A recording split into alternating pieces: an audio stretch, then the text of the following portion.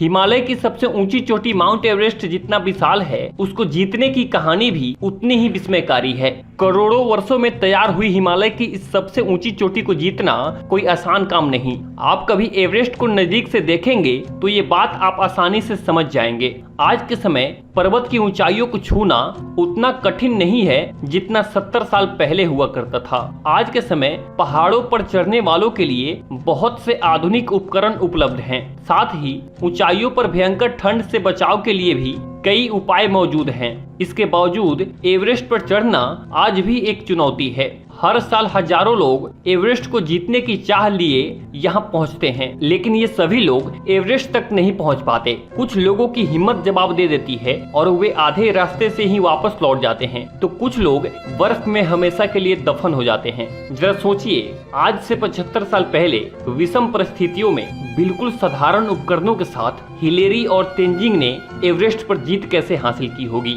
आज का हमारा यह वीडियो माउंट एवरेस्ट को सबसे पहले जीतने वाले इन्हीं दो महान पर्वतारोहियों के अदम्य साहस, पराक्रम और धैर्य की हैरत अंगेज कहानी पर आधारित है। माउंट एवरेस्ट की ऊंचाई 8,848 मीटर या 29,029 फीट है। इस चोटी की खोज सबसे पहले ब्रिटिशर्स ने की थी। 1830 से 1847 के बीच माउंट एवरेस्ट का सबसे पहला सर्वेक्षण जॉर्ज एवरेस्ट ने किया था। आगे चलकर उन्हीं के नाम पर इस चोटी का नाम एवरेस्ट रखा गया। 1847 से 1920 के बीच यूरोप के कई पर्वतारोहियों ने माउंट एवरेस्ट पर फतह की कोशिश की, लेकिन कोई भी दल कामयाब नहीं हुआ। इसी वजह से दुनिया भर के पर्वतारोहियों के लिए माउंट एवरेस्ट एक चैलेंज बना हुआ था। कुछ लोग किसी भी कीमत पर एवरेस्ट की चोटी पर चढ़कर अपना नाम इतिहास में अमर करना चाहते थे। इसी दौर में तेंजिंग नोर्गे अंग्रेजों के एवरेस्ट विजन अभियान में रोजी रोटी के लिए शामिल हुए थे, लेकिन जल्द ही वे पर्वत पर चढ़ने की अपनी काबिलियत के बल पर विदेशी पर्वतारोहियों की जरूरत बन गए।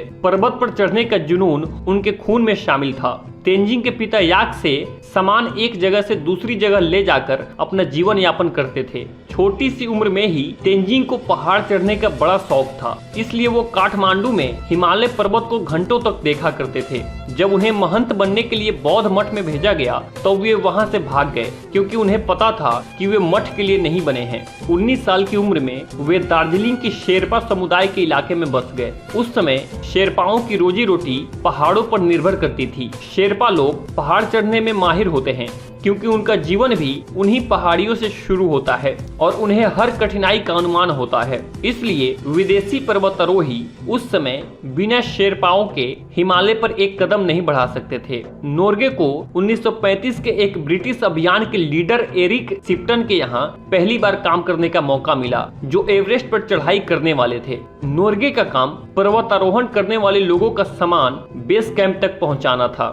इस तरह तेंजिंग नोर्गे 1930 के दशक में 3 बार पर्वतारोहण करने वाले ब्रिटिश अफसरों के लिए बोझा ढोने का काम करते रहे। धीरे धीरे उनका एवरेस्ट पर बेस कैंप में चढ़ने उतरने का अच्छा अभ्यास हो गया। 1936 में तेंजिंग ने जॉन मोरिस के साथ भी काम किया था, जो एल्प्स की सबसे ऊंची चोटी पर चढ़ाई कर चुके थे। 1947 में भी तेंजिंग एक एवरेस्ट अभियान में शामिल हुए। ये दल एवरेस्ट की चोटी के काफी करीब तक पहुंच गया था, लेकिन 22,000 फीट की ऊंचाई पर एक भयंकर तूफान आ गया, जिसके कारण सभी पर्वतारोहियों को वापस लौटना पड़ा था। इस बड़े मिशन के फेल होने के केवल 2 महीने के अंदर ही उन्हें एक स्विस अभियान के नेतृत्व के लिए चुना गया, जिसमें वो 22,769 फीट की ऊंचाई पर मुख्य शिखर तक पहुंच गए थे। लेकिन इस बार भी किस्मत ने साथ नहीं दिया और मौसम खराब होने के कारण उन्हें इतनी ऊंचाई से वापस लौट जाना पड़ा।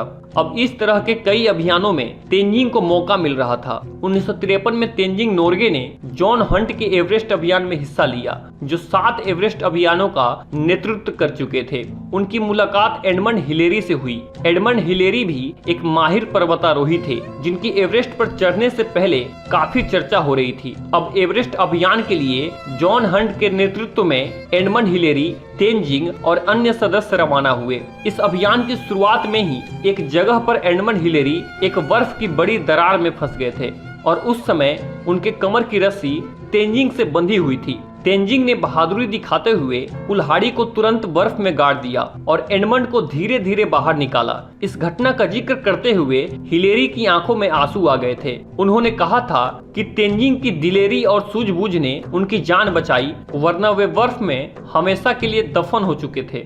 इस घटना के बाद एडमंड और तेंजिंग नोर्गे गहरे मित्र हो गए। हालांकि दोनों एक दूसरे की भाषा नहीं समझते थे, केवल इशारों से ही एक दूसरे की भावनाओं को समझते हुए आगे बढ़ते रहे। इस एवरेस्ट अभियान में कुल 400 लोग शामिल थे, जिसमें 362 लोगों को केवल बोझा ढोने के लिए लिया गया था, ताकि एक जगह से दूसरी जगह खाने पीने और टेंट का सामान पहुंचाया जा सके।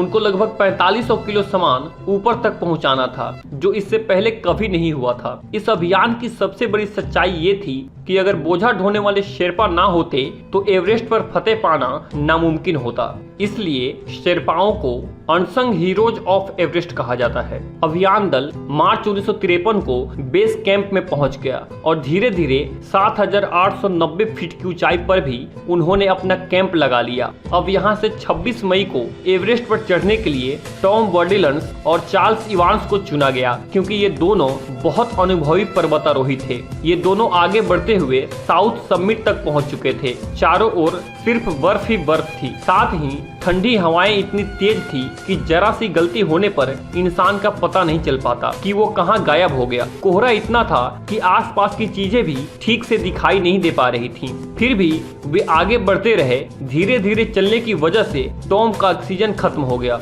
और इवान का ऑक्सीजन सिस्टम भी फेल हो गया था। मजबूरी में उन दोनों को वापस लौटना पड़ा, वरना एवरेस्ट फतेह करने वालों में इनका नाम सबसे पहले आता। जॉन हंट चाहते तो खुद भी एवरेस्ट पर फतेह पा सकते थे, लेकिन वो पहले दूसरे को मौका देना चाहते थे। इसलिए अब जॉन हंट ने दूसरे जोड़े के रूप में तेंजिंग और हिलेरी को चुना। तेज बर्फीली हवाओं के बीच वो दोनों 2 दिन के अंदर साउथ पोल तक पहुंच गए थे। 28 मई को 8500 मीटर की ऊंचाई पर उन्होंने अपना टेंट लगाया। ठंड इतनी थी कि उनके पीने का पानी जमकर पत्थर हो चुका था। इतने थकान के बावजूद पूरी रात दोनों सो नहीं पाए। अगले दिन सुबह जब उठे तो एडमंड के पैर बर्फ में जम गए थे। उन्हें लगा कि वे अब नहीं बचेंगे, इसी बर्फ में सदा के लिए दफन हो जाएंगे। लेकिन तेंजिंग ने उनका हौसला बढ़ाते हुए कहा कि वे मंजिल से बस कुछ ही कदम की दूरी पर हैं। तेंजिंग की बातों से हिलेरी में गजब की हिम्मत आ गई। अब उन दोनों को अंतिम चढ़ाई चढ़नी थी और उन दोनों के पास 14 किलो सामान लदा हुआ था। लगभग 200 मीटर आगे चलने पर एक खड़ी चट्टान का सामना करना पड़ा, जिसके लिए एडमंड हिलेरी ने अपना दिमाग लगाया, क्योंकि अगर वो उस चट्टान में से नहीं जाते तो उन्हें दूसरे रास्ते से जाना पड़ता, जो काफी लंबा रास्ता था। उस चट्टान की दरार में से एडमंड हिलेरी ने रास्ता बनाया, जिसके पीछे तेंजिंग आगे बढ़े। इसलिए इस जगह को हिलेरी स्टेप कहा जाता है।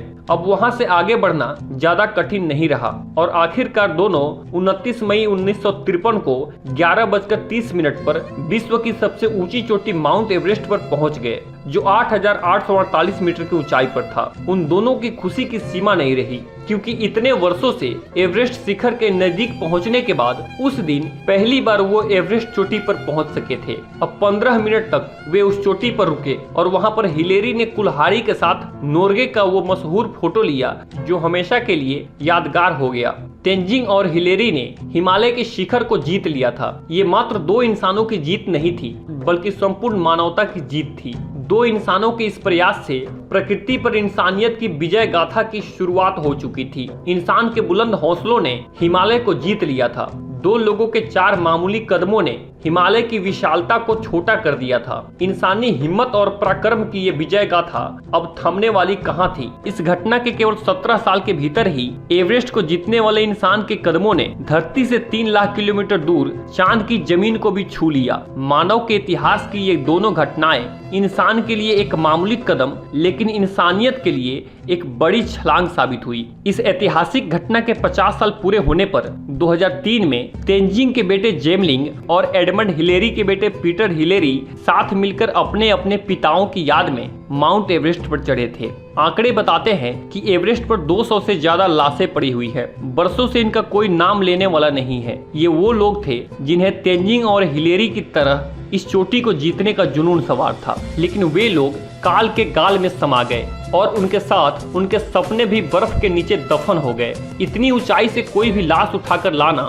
मुमकिन नहीं होता है और बर्फीले माहौल में रहने की वजह से ये जल्दी से खत्म भी नहीं होते हैं। कई बार तो चढ़ाई करने वाले इन लाशों पर पैर रखकर ऊपर चढ़ने या नीचे उतरने का सफर तय करते हैं। वे भूल जाते हैं कि इन लाशों में अगली लाश उनकी भी हो सकती है जिस पर दूसरे लोग पैर रखकर चलेंगे। एवरेस्ट के रास्ते में पड़ी ये लाशें यहाँ आने वाले लोगों से हमेशा कहती रहेंगी कि जीवन का नाम सिर्फ जिंदा रहना नहीं है, बल्कि जीवन का मतलब हर हाल में जीतना है।